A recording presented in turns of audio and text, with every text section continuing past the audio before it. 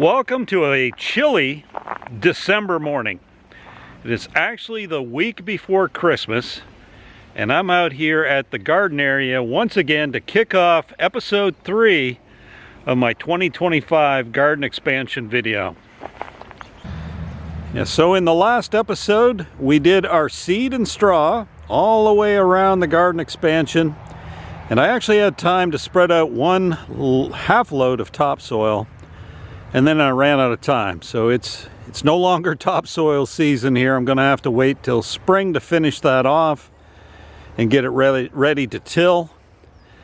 I've also since then taken out this fence. So right down the middle here was the fence line before, and it ran down to that corner.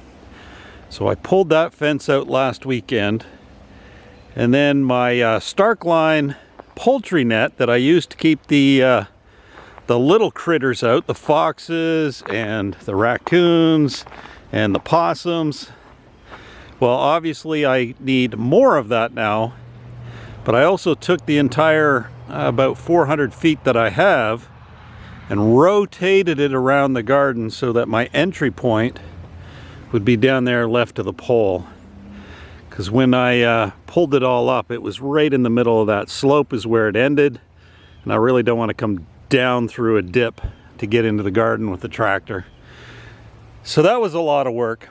Today what we're going to do to start episode 3, however, is continue the fence from where it left off there and bridge the entire gap all the way down to that corner. So that's what we're going to start with today, is putting in another 100 feet of Starkline fencing.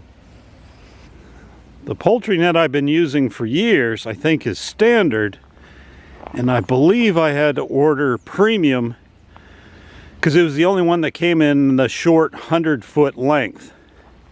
I didn't need like 165 feet of it, so yeah, hopefully these will mesh up together quite well. But the good folks over at Starkline, if you're interested in a great poultry net, this will be coming up on my 4th year using them, have provided me with a discount code, which I'll leave in the description to save you some money.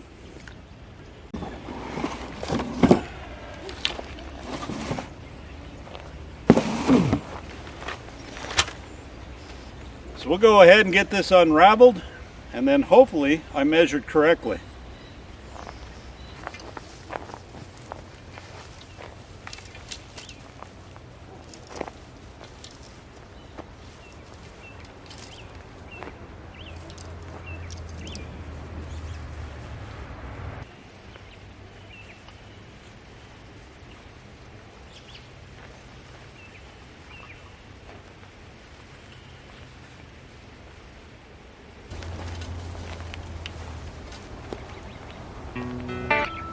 Looks like I got 1 foot too much. I can make that work.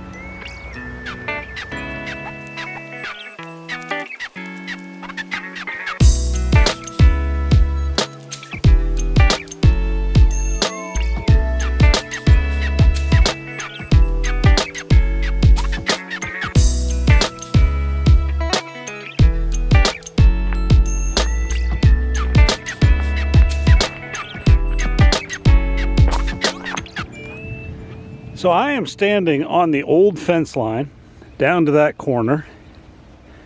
And you can see we have got the new poultry netting in, or critter fence is what I like to call it. And we have added a tremendous amount of critter-free zone here in our garden area. So along with the upper garden, we may be extending this one and this one just a little bit. But the next thing I got to work on is deer fencing. It is now the beginning of March, and I really haven't done a ton with the garden expansion, just mostly because it's been too wintry.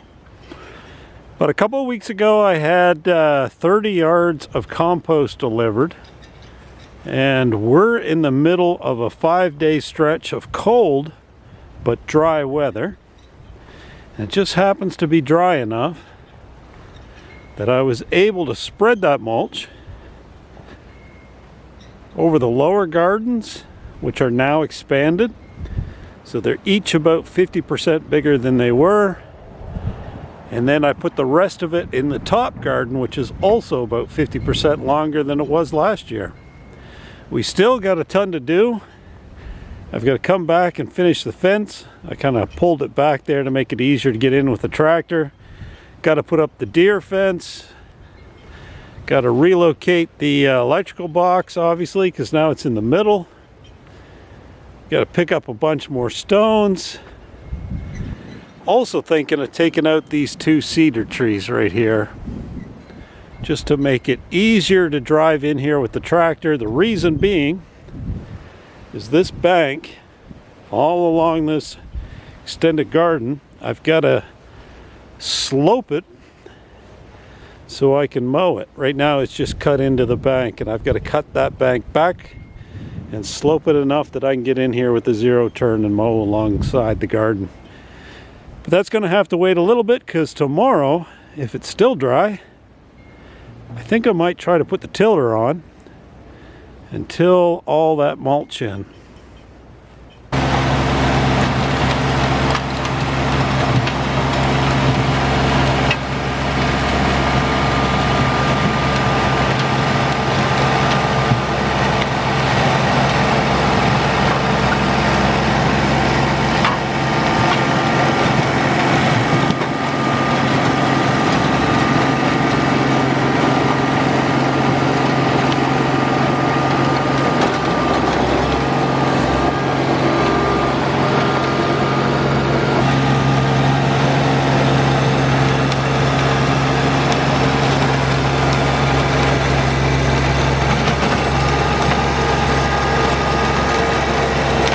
Well, as you have seen, we got the RK25 out with the 6-foot tiller, and I'm loving this cold but dry weather. Here you can see the newly extended top garden completely tilled, and we'll have to come back and till all these again before we row them up, but it's nice to get them done and the mulch mixed in.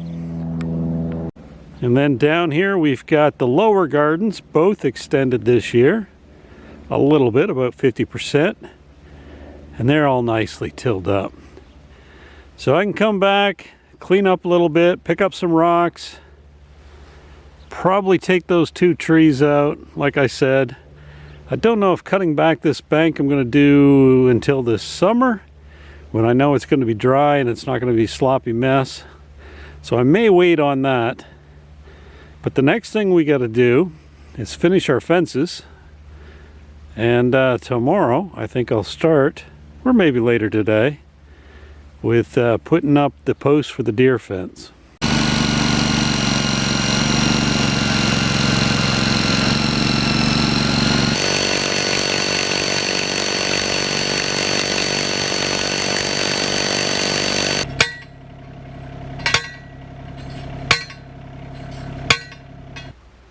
Well, all the deer fence posts are in. It took me about an hour and a half to put in 16 posts. That includes all the drilling and going back and getting the post pounder and driving them in the rest of the way. Well, I think we're going to go ahead and put a pin in this video. Call it done. Garden Expansion 2025. There's a couple other small jobs I've got to do, but I'm going to wait until summer, because as soon as I start something, it's going to rain again. It's still spring, and I'm going to make a mucky mess. I'll show you that in a second, but let me first go through what it was in summary that we did this year. First thing we did is extend our upper bigger garden by about 50%. I've already got 2 rows of potatoes in, a row of peas that's starting to come up, and a row of onions. I got to come back and do the fabric between the rows, the ground cover, try to keep the weeds at bay. But you may be able to see the onions. We more than doubled the length of our middle garden, and I've already got peas planted, and this afternoon I'm going to plant beans in those 2 rows. But that one has grown quite a bit. And we just about doubled the size of garden plot number 3 at the bottom of the slope. We've also gone ahead and covered it up We're going to burn some holes in it to plant some pumpkins, some melons, some zucchini, and some squash here in a bit. I'm still waiting for last frost. All right, this little line here you can see in the grass is where the old fence line was. So from here over to the outer limit is where the old garden was. And there you can see the line go right at the end of that bottom garden and then come right up to our feet. We've gone ahead and pushed out and expanded the fences out quite a ways to accommodate our garden plot extensions. We finished off the deer fence, the 7-foot deer fence, and we finished off the electric fence. I'm going to come back this summer and cut back this slope on the left side of the middle garden. I don't know how slope comes out in the camera, but I've got about a 1-foot drop off right there at the end. I'm going to cut that back, taper it so I can mow it after I seed and straw. And I'm also going to take out these 2 cedar trees right here up against the upper garden. And the reason I'm going to do that is to give me a path to get the tractor through on the lawn, because once I cut back this slope, it's going to get me pretty close to those cedar trees, and I won't have room to get my tractor between the slope and the trees, so we're going to take them out. Plus the power company came and made a mess of them anyways. So here against the sky you should be able to see that 7-foot deer fence. Just wanted to show you what I do in the openings that I leave for the tractor to get through. I just run a couple ropes between the stakes, and then we still have our electric poultry net to keep the little critters out. But the ropes are meant to keep the deer out in between the spots that don't have the 7-foot fence. And so that's pretty much it. Garden expansion 2025 done. I even got a lot of the stuff planted, the stuff that can go out before the last frost. If you have any questions or comments about this video or any of my videos, leave them in the comments below. Do me a solid, give us the big thumbs up before you head out. And don't forget to hit subscribe if you haven't already. And we'll see you later this summer. We do a garden update. Bye-bye. So now we're going to take a quick break to thank this week's sponsor. And this week's sponsor, like every week's sponsor, is me, Chris Gladstone with TNT Try New Things, where I have started a new website link partnering with Buy Me a Coffee as an opportunity for you to check out some of the items I have for sale that you have probably watched the videos on me making. It's also an opportunity to sponsor the channel directly, either through buying me a coffee, or if you're feeling particularly generous, signing up for an annual membership. With that, I'm going to go back to the video.